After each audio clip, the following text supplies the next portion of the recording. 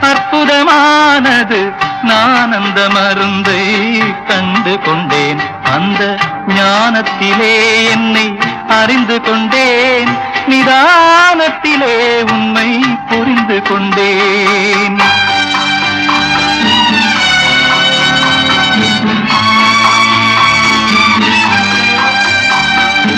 நம்பிக்கையுடனே இறைவனை தேடு. நாளைய பொழுதே அவன் வருவான். நன்மை தீமையில் அவனை நாடு. நன்மை மட்டும் அவன் தருவான். நன்மை மட்டும் அவன் தரு